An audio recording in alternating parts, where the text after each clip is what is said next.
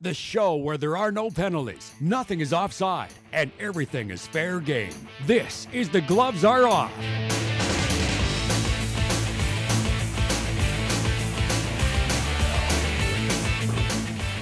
Yeah, this. Welcome to The Gloves Are Off. I'm your host, Jack Haskins. With me today, Brian Curran, head coach and general manager of the Lloydminster Bobcats. Brian, good to have you back. It's good to be back. What are we going to talk about today? We're not talking about idle gophers again, are we? No Gophers today, but maybe something equally as crazy. So maybe the Bears? The Bears, maybe. And with us, Mike Baden does a little bit of everything at Newcap. He'll be hosting the show starting next week. So good to have you, Mike. Yeah, finally on. Oh, some sass right on. All right, everyone. Another one is leaving the family here at Newcap. Yep. Jack is moving on, bigger, better, more exciting things in life, and he really wants to punch me right now. No, I don't. I want to talk about the Grey Cup, though. Let's go do that. If we get into that right away. So, any thoughts on the game? Like, surprising to you guys? I thought the Lions had it all the way, but, you know, it's easy to say that now. I'll give my 2 cents, and you can have the rest of it. Sure. My team wasn't in it, so I barely watched any of it. You know what? And you're not alone. A lot of people feel the same way. Unfortunately, that's just kind of the way Grey Cup is sometimes. I watched a little bit of it. I just like good games. Neither one of the teams I wanted to watch were, there was nobody there I want to watch. So, for all intents and purposes, if it was a close game, those are great things to see, and it could have been at points in the game. But it was at the end. It got interesting at the end, for sure. Hey, Mike? Yeah, it was interesting, but the hype around it didn't seem as much as what it was Edmonton last year. Even though Edmonton wasn't in it, I was in Edmonton last year, and just the festivities, it made it seem so much more. I know if you were in BC, it was probably awesome, but yeah. Probably a really damn good show, actually. Yeah, brand new arena. It looked great. It looked like everyone was having a good time. And to play in front of your hometown team and win, that just doesn't happen very often. So it must have been exciting. Well, I think you have to give them a lot of credit to going 0-5 to start the season. And that's a remarkable season to turn it around. So for everyone in BC, congratulations. But I'm Saskatchewan, so bite me. Now to see if Bono comes back. Yeah, no, that's another thing. And let's talk about Travis Lulay first off, though. This guy's the most outstanding player in the CFL. Kind of came out of the woodwork this year, like from nowhere. Do you think this guy's the next big deal? Like the quarterback of BC Lions just carried his team on his back all year? I don't know about how great his performance was in the Grey Cup. I think he had a phenomenal season, but on the same token, I think, guys, he reminds me of Brett Favre, the way he's the man's man quarterback. I mean, he takes the beatings. Yeah. He does what it takes to win. He throws his body in front of everything. I'm sure their coaches aren't too excited about that, but at the end of the day, he's a competitor, and his team loves him because he brings it every time he plays. So, I always hope a lot of success for a guy who works as hard as that. I guess he had a shot at the NFL in his early career, but had an injury that kind of sidelined him.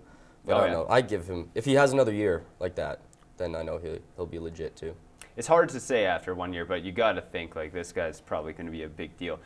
A big deal that may not be coming back next year, Anthony Calvillo. He was great again this year. He led the CFL in passing yards in the regular season again, and people were talking about how he wasn't even going to play this year. How old is he now? I believe he's 38 now. He was 40. He's getting pretty old. Or 37 maybe. I don't know.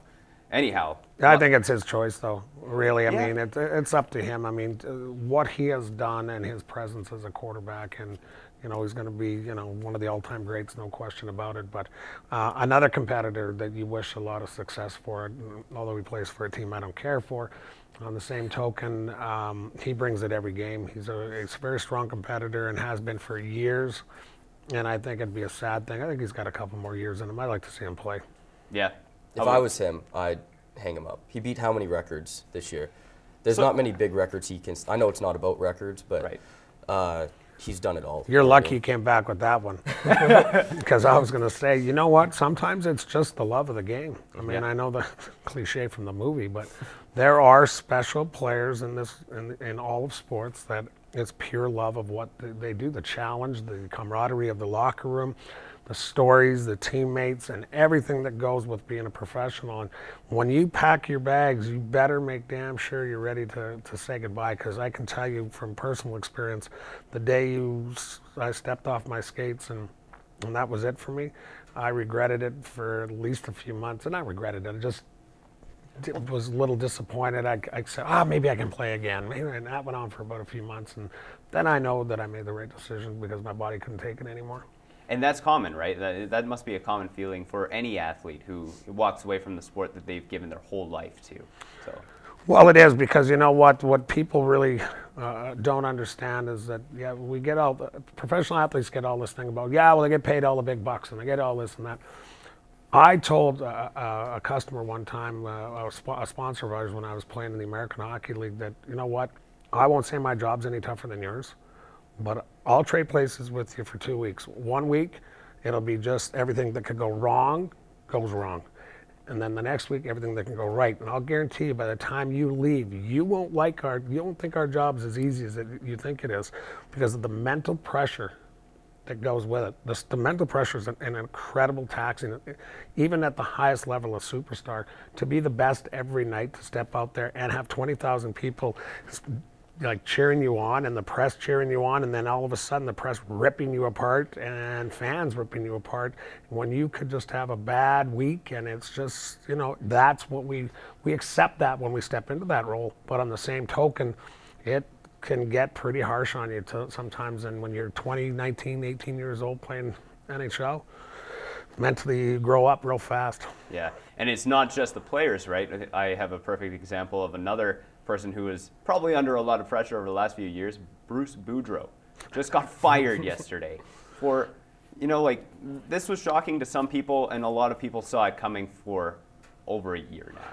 Well, I mean, Bruce and I played together way back. We're not going to go back into those years. Oh. But this was way, way back, probably 20 years ago. More than that, 25 maybe. No, 20 years ago. So anyway, whatever the story was, is that Bruce is just, I've known him. He's a fantastic person. He's a competitor. He's a winner. Everybody can throw out what they want to throw out, and it's just, again, my personal opinion. So I always say, like, Bruce, when he brought some of the most exciting hockey to Washington in years. So I applaud him for that.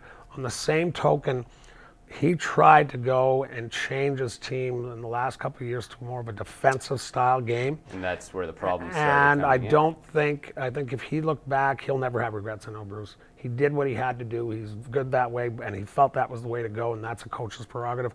But he had a team that was a high-flying, gambling, risky, high energy, fun to watch, but give up odd man rushes, and what they really, in my opinion, that hockey should have stayed the same. Now, I'm a defensive coach saying this, so I wouldn't have coached like Bruce did, but but he had all these high-flying guys, and all of a sudden, he turns it into a defensive team. I would have spent all the money that I could on a #1 goalie and say, all right, we got the stud in the net that we need. We're still going to play this type of hockey, and hopefully we have that year. And I think if they would have left Bruce alone, he changed, so he had to be moved. He had to go. But if he had stayed on this course, I think he would have had success this year. But you got guys like Semin who are just, best player in the world. They're trying to move him. Well, he's a lazy ass. He really is. What do you think, Mike? What do you think? Did this shock you at all, or what are your thoughts? No, not at all. When your stars aren't performing, something has to be done, especially when it's a guy at the caliber of Ovechkin. It's not just him, right? It's Semin, and Backstrom and everyone. When Chimera is your leading goal scorer, something has to be changed. I like the guy, but when he's up there, I'm sure he'll have a coaching career, next year, or someone's going to pick him up because obviously he did great things with that team. But that's all the time we have to talk about it right now. We have more Dump and Change coming up after the break. Stay with us.